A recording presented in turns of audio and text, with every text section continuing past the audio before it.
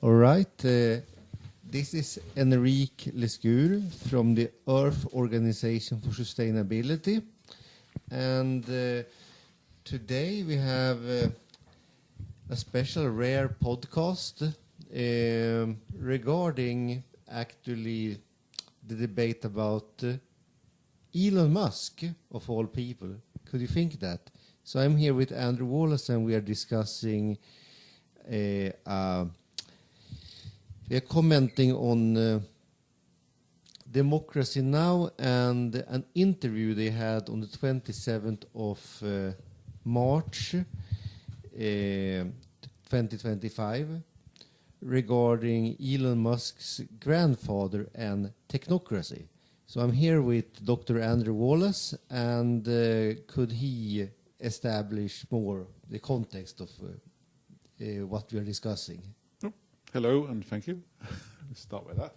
Well, the main thing is to talk about what the guy they were interviewing was talking about, which was the guy there was Chris McGrail, and he mentioned some comments about technocracy, which was some ways was correct and some ways was wrong. So I thought we would actually look at what he gets right and what he gets wrong. So where should we start? Should we start with he made statements about Technocracy Incorporated wanting to overthrow the government? We could actually start with what our connection to technocracy is indirectly as an organization, and also where he is right, actually. Well, should we start with Joshua Haldeman then? Yes, we can start with Joshua Haldeman. Yeah, Joshua Haldeman was Elon Musk's grandfather, and he led Technocracy Incorporated in Canada from 1936 to 1941.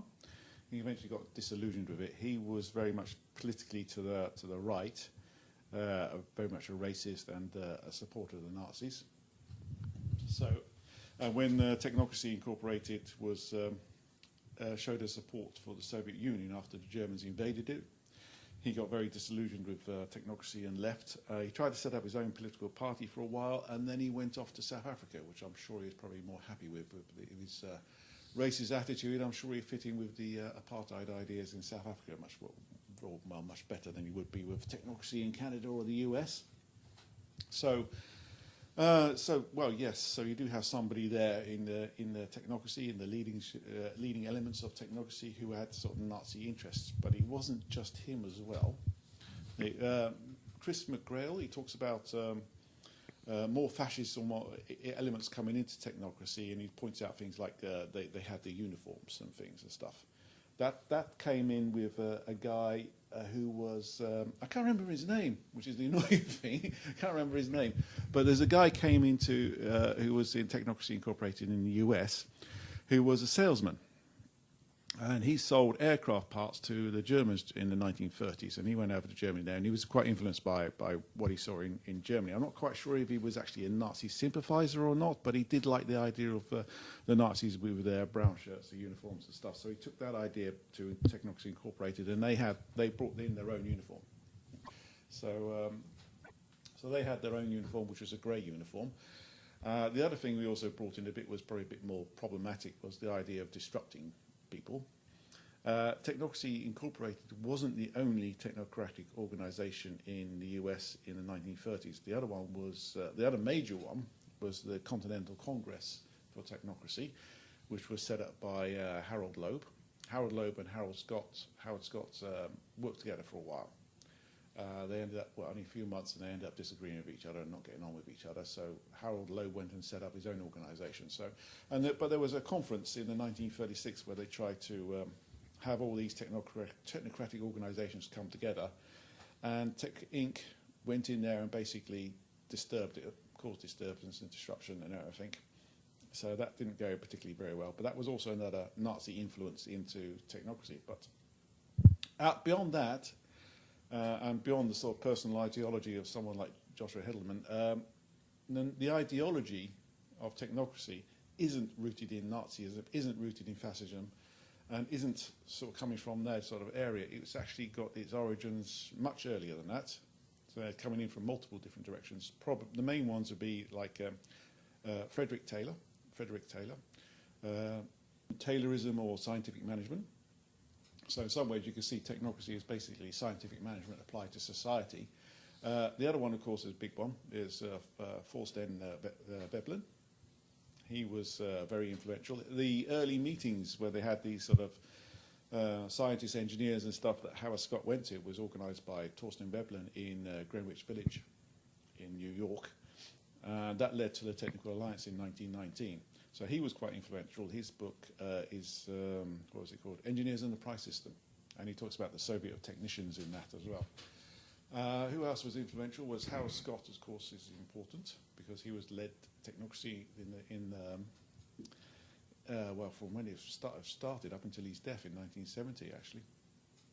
He was a sort of engineer. He didn't have actually any formal qualifications, but he did have sort of on-the-job practical experience of doing engineering.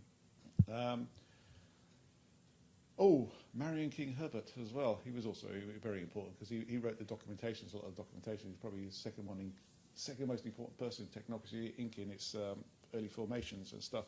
But their background and ideas and everything is all very much sciences, economics and that sort of stuff.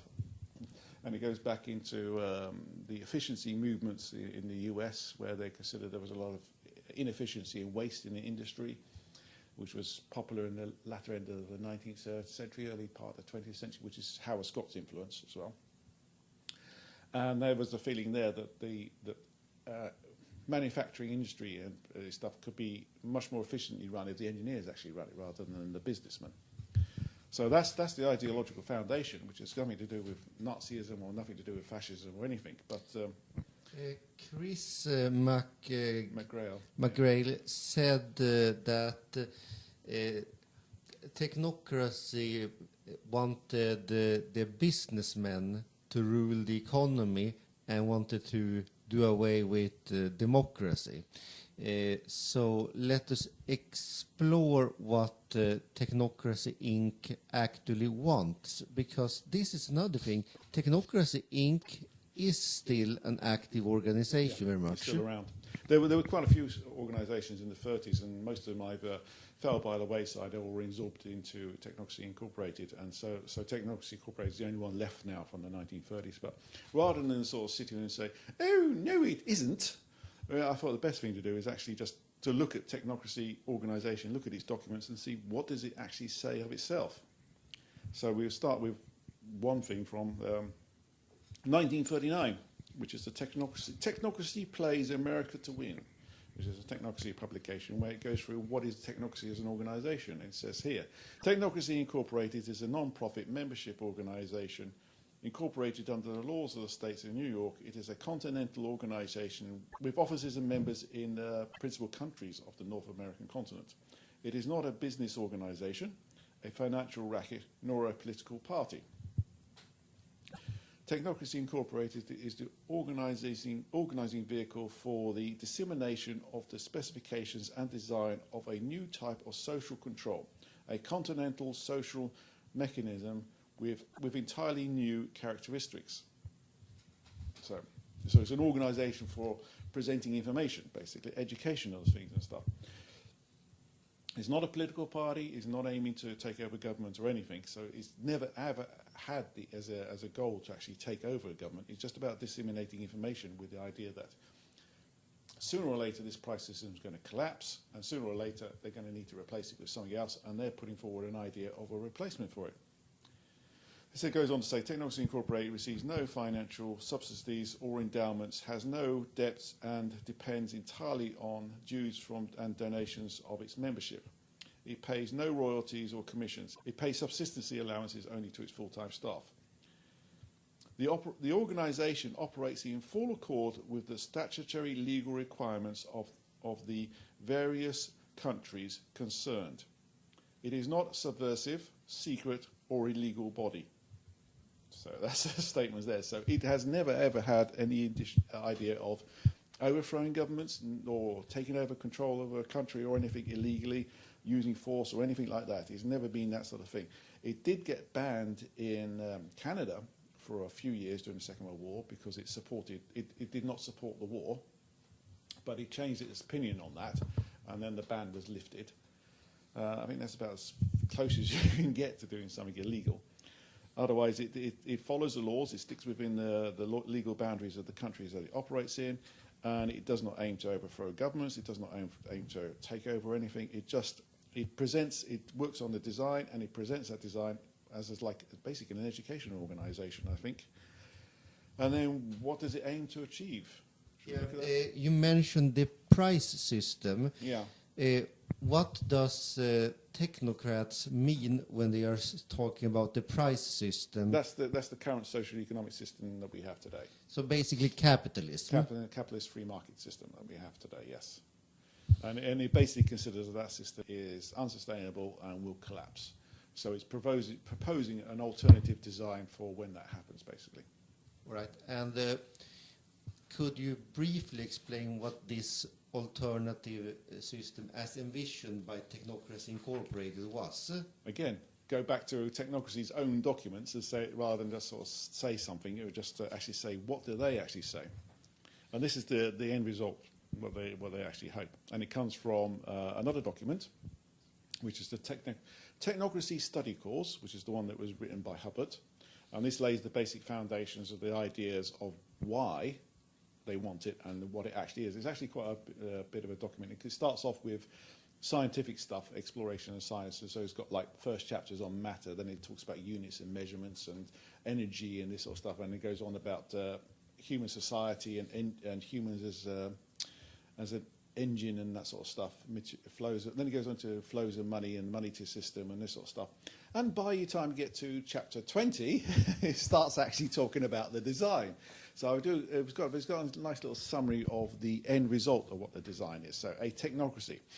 The end products attained by a high energy social mechanism on the North American continent will be a high physical standard of living, a high standard of public health, a minimum of unnecessary labor, a minimum of wastage of non-replaceable resources, an educational system to train the entire younger generation indiscriminately as regards all considerations other than inherent ability. So I brought that with the indiscriminate thing there. Well, that clashes a bit with authoritarian ideas. So we will look at fascism. As a comparison? Yeah, as a comparison, because they're making accusations that it's a kind of fascism or authoritarian rule. So we will look at what technology just said about itself and look at what fascism is. I think I'll just go for the Wikipedia article on that one there. Fascism is a far-right, authoritarian and ultra-nationalistic political ideology and movement characterized by dictatorial leader, centralized autocracy, militarism, forcible suppression of opposition, belief in the natural social hierarchy, subordination of individual interests for the perceived good of nation or race, and strong regimentation of society and the economy. I think that clashes totally with what we just said about the technocracy there.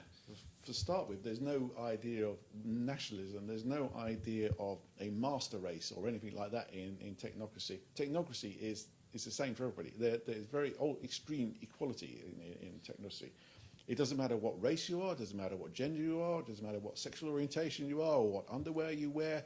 The only thing that matters to technocracy is what can you actually do as an individual, your actual technical abilities. And if you're a human being, because actually in Technocracy Incorporated proposal, all human beings on the North American continent would get the same access to resources no matter their position in society. That includes people who don't work or can't work as well. So even people who are disabled or unable to work. So even though it talks about their inherent ability and the considerations like that, if people are unable to work for some reason because of disabilities or something like that, they're still treated the same as people who can work. The only other discrimination feature that technocracy has is it is focused largely on the, well, not just the North American continent, actually, it goes Central America and parts of South America as well. So it does have that territorial bound as well. So there's that bit there. But I've got another quote, actually, this interesting one. We'll go to a different article called CBC, Canadian Broadcasting Company. They did a documentary on technocracy, 2021. And they do a nice little quote, I think, there. Technocracy ideology defies easy characterization. It was anti-capitalist and anti-democratic, but not fascist. It was anti-government, but not libertarian. It believes in radical form of social and economic equality, but was not Marxist. And I think the problem with technocracy trying to classify it as a political ideology on a right-wing or left-wing scale or whatever is the fact that it's not really a political ideology. It's more an idea for, well, scientific management of society. So it's a technical idea for managing society rather than being a political ideology. I would still say that if we would place it on a left-right spectrum, I would still place it on the left side of the spectrum, given that it wants to radically abolish capitalism, and not only capitalism but the entire monetary system. And Howard Scott himself said that he would define it as somewhere to the left of. Yeah, in 1963 he described it as further left than communism. Not one of the sort of best things to say in America at the time, I suppose, but yeah. No, but he was so old back then, so that he simply did not care anymore. Probably. Well, Howard Scott was kind of an interesting figure in some respects because he seemed to have got quite a sort of demigod, if that's a word, demigod following, you know, the dedicated following that he got. But he was also quite poor at public speaking, and he made definitely made notable public speaking events, which was a disaster, really. But he still got quite a dedicated following. And after he died, Technocracy Incorporated published a book called The Words and Wisdoms of Howard Scott, which was all his speeches and stuff that he did there. Yeah, I think that is perhaps one of the genuine critiques that could be leveled against technocracy, and it is important to assess what they have done critically and access some of their projects and concepts critically, but in the same time it is important to critique them for what they actually are, what they were, and what they said, not of any ideas that others stand for. And regarding Doge and what Elon Musk is doing in the United States, it is what could be said an anti-technocratic purge. Yeah. Well, one of the things with technocracy is the idea is you're supposed to have experts in control. And the way things that Musk did in the US was definitely not experts in control of that. That was just so incredibly badly done. They're very much the opposite of what technocracy stands for, I think. So, even though he seemed to have some idea of technocracy, which he probably got from his grandfather, because he was talking about the Martian technate or technocracy on Mars and stuff. But I think the way he's doing things and everything, he definitely doesn't seem to understand what technocracy is and what it's about. And it doesn't align with his interests as the richest man in the world.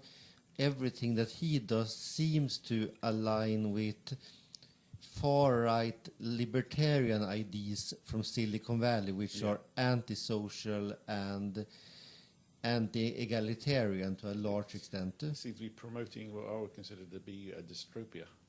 Have you ever read Snow Crash?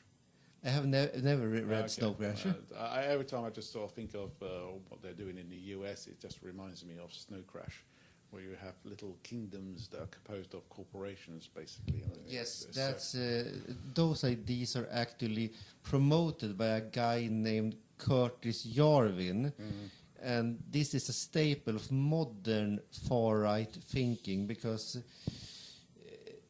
modern-day fascism is actually radically pro-capitalist and even envision going back to privately owned cities and such stuff. Yeah. And the same thing we can see in Europe with the Euro-Siberian movement and similar fringe movement in the French New Right. I think that's just, to my mind, that's just creating a dystopia. I mean, the whole cyberpunk genre of literature and everything is really warning against these type of things and what sort of nightmare it would be. And they just seem to have took it as a plan to do something, really. That's the other frustrating thing when you've got someone trying to build a dystopia like that seem to have much more power and influence than people actually trying to build a society that's actually better for humanity and the planet, like EOS is trying to do. They are fewer than us, but they are better organized, and they have a lot more resources and sway. So that is the main problem with regarding EOS. I would say that the EOS would not exist if not Technocracy Incorporated existed. Yeah, well, it's an extension, originally it was meant to be a European-focused version of Technocracy Incorporated, because they just focused on the North America, the American continent focus there, and then we will switch it over to Europe and have a European version of that. But it's extended now to be more world around, because we have to consider the whole planet. The whole planet is one system.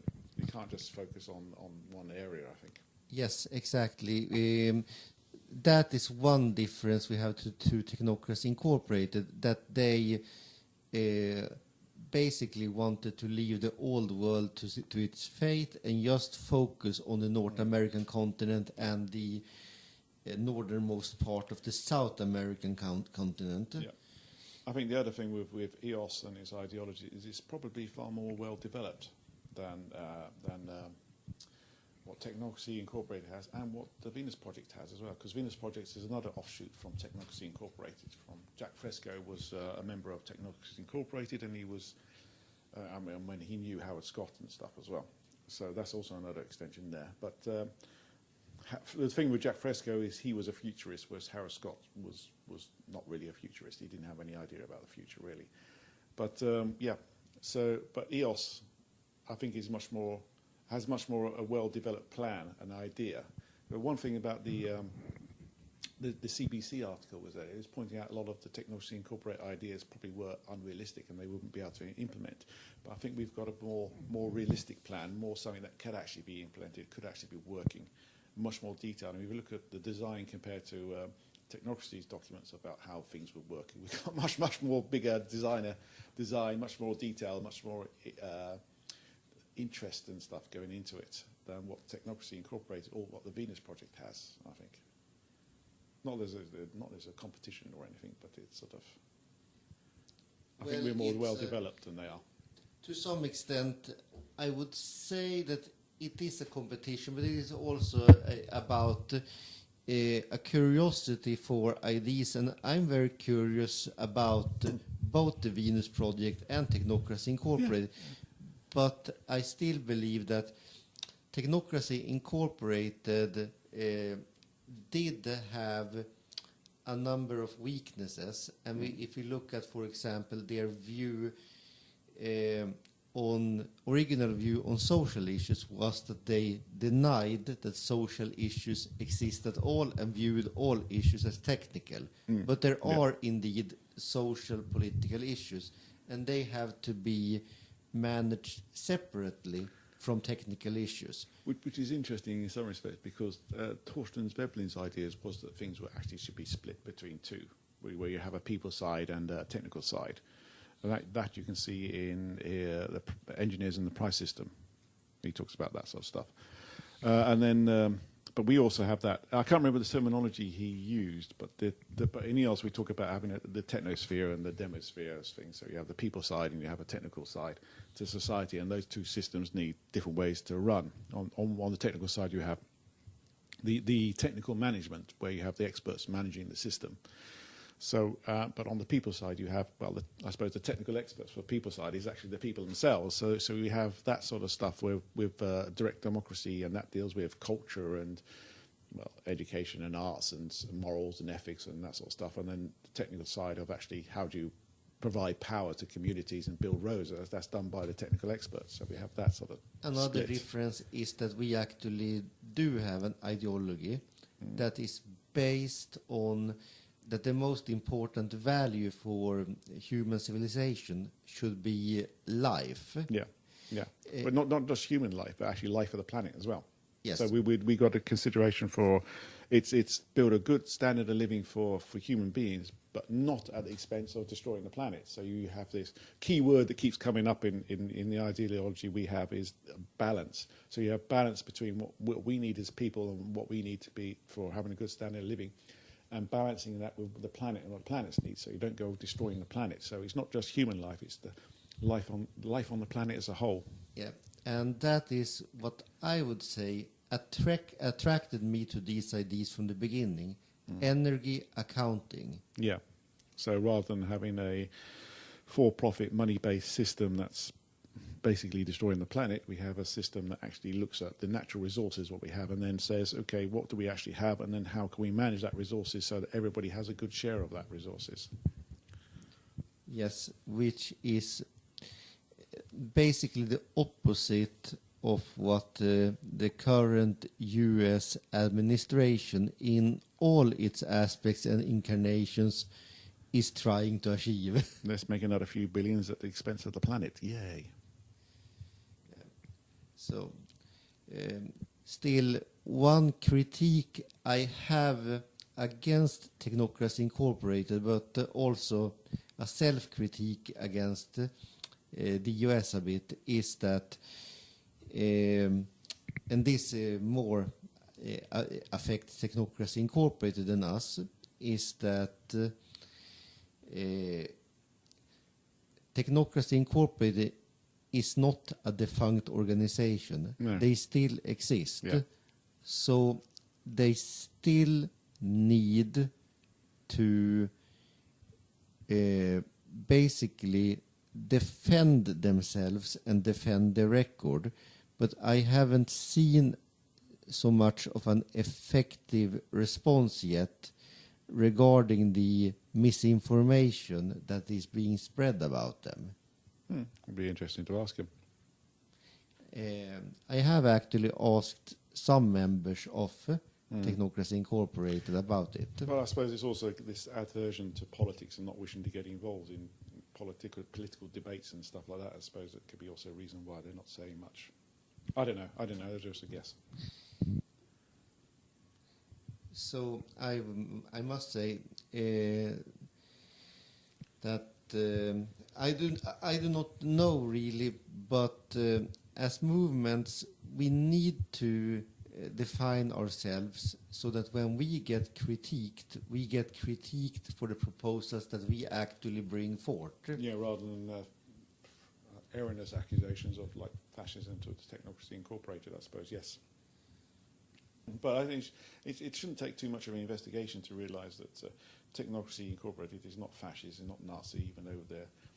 I mean, it's could have elements that you could see maybe that could be a bit like fascism, elements that could be maybe a bit like communism, elements that may be a bit like libertarianism, but it sort of doesn't fit into that spectrum nicely. It's all over the place in some respects, even if it is with its sort of equality and stuff more on the left side, I suppose, but it still doesn't quite, but it can still have elements that could fit in with fascism and stuff, but it's, I don't know, all of those things and none of those things in a way.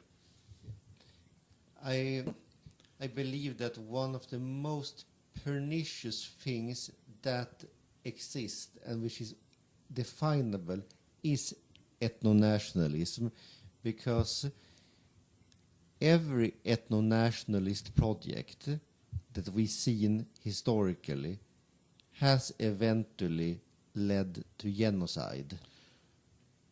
Well, we don't go on a nationalistic basis, but the idea is that everybody is to be treated on an equal level, regardless. We do respect culture, do respect people's religious beliefs and things like that, and then that goes on to the people's side. But from a technical point of view, everybody is the same, and we try to. And the idea is that everybody should have a good standard of living, not just an elite or one master race or whatever. It's for everybody. We have the resources on, we believe we have the resources on the planet that everybody could actually have a reasonably good standard of living. Yes, and no matter what the important, we are 8 billion people, we are going to become 10 billion people.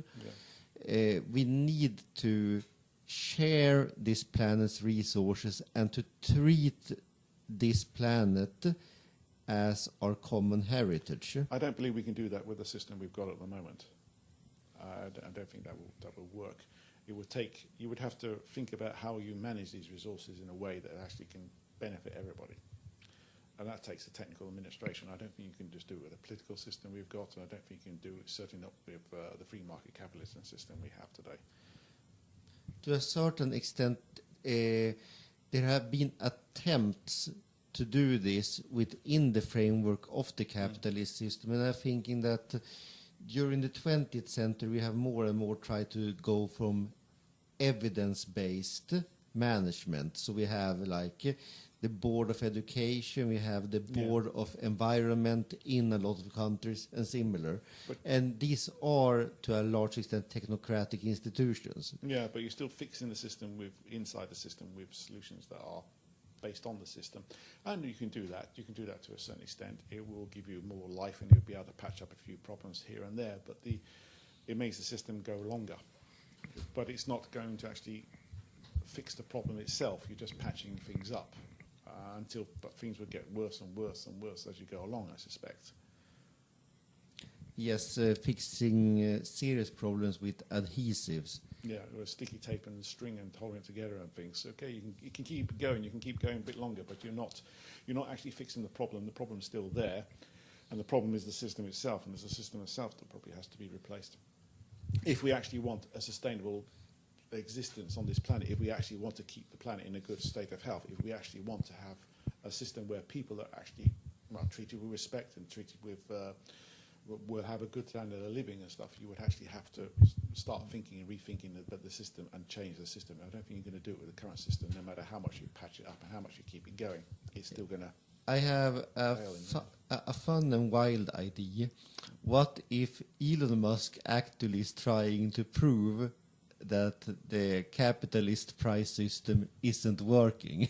Or hasten its fall. There's always a possibility, yes. Because the whole idea of technocracy is not the whole idea, but the idea there is that the system will collapse, and when that collapses, then you can actually start building a better society. The idea being that you can't do it within a system as at the moment as itself. Although EOS, we have with the plan we have, the stepping stone plan. With different idea. Yeah, with different idea. We could try and build it within. We can try and start working towards that within the system as it is, and gradually evolve. Not a revolution, not overthrowing anybody or anything like that, but you can actually start evolving things. But you also need to test it out as well, because it sounds a nice idea on paper, but would it actually work in reality? We don't actually know. So we need to test it and build it and see. So that's also the stepping stone plan, is also to test things out, and then we can actually, if we actually get to that stage where we actually get something up and running and testing and everything, then we'll be able to point to something and say, look, it does actually work. Or not. To some aspects it can, but also it is building resiliency, because our idea is not to take power politically. Our idea is to physically build the foundations for our system in the communities, in human communities that exist today, like neighborhoods, villages, factories, small businesses, cooperatives, and so on. And then you evolve over to a more sustainable system. Yes. The problem with this is another area where we critique Technocracy Incorporated, and that is that when societies collapse, and we have seen examples of social collapse historically, both in the deep history and in our current history, what people tend to move towards then is highly fear-based, competitive, and ethnic systems, and those are not conductive for building any kind of positive future for humanity. Yeah. It was the same. Jack Fresco's idea on that was that you would set up education units, people would be educated, and people would know about it.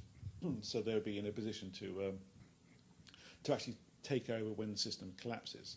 It's the same ideas as Thorstein Veblen, whose ideas was to set up the Soviets as technicians. So you would have these actual technical experts in a position ready to actually take over society when society collapses. So you prepare for it, is the idea of that. But I would still agree that a collapsed society is not a good foundation for building a better society. I think we're in a good society as it is at the moment. It's just not a sustainable society. But from this society, working within this society, we could actually start moving towards a sustainable society that actually benefits everybody. Yes. Speaking of the 1930s, there is also this old British sci-fi film. I think it's called Things to Come. Yeah. That was based on... good grief, I've forgotten the author's name now. Did War of the Worlds. H.G. Wells. H.G. Wells, that's it. Yeah, he wrote that book. Yeah. And in the book, they actually had an energy-based currency. Because H.G. Wells was actually influenced by the Technocracy movement. Yes. So it's actually the whole idea of that. Well, a lot of that film is actually rooted in technocracy ideas, and that sort of stuff. So, in some ways, it gives you an example of technocratic thinking from the 1930s. It was written in the 1930s, if I remember correctly, and he predicted the Second World War would start in 1940. Actually, it was one of the things of that book. Yeah, but I read the book, and I watched the film as well. I mean, the film was quite an old one, so it's a little bit dull and boring to watch. But but the ideas are interesting. The ideas and thoughts in there, and you see how they think about society would collapse, and then the wings over the world will. Well, the not Technocracy Incorporated group. No, but the ideas are there. But that book is influenced by the Technocracy and Technocracy movement as well. And one can see there that, aesthetically speaking, Wings of the World in the film has a bit of that sleek, almost fascist aesthetic, but in the same time, it is definitely a universalist organization that wants to help all of mankind ascend to a more scientific-based society. It's not looking for elitist groups or a master race or one nation above the others. It's something for everybody. Build a better world for everybody. Yes, fascism is just wanting to, build a better world for some people by basically bloodshedding all others with a blunt object. Yeah, which they consider to be inferior, but no, not for us. Okay. Yes. Okay. But if you're interested in the EOS and in Technocracy Incorporated, I suggest that you are visiting the websites. So Technocracy Incorporated you can find on technocracyinc.org, and the EOS you can find on eosprojects.com. And we do have a Facebook presence. Just search for Earth Organization for Sustainability.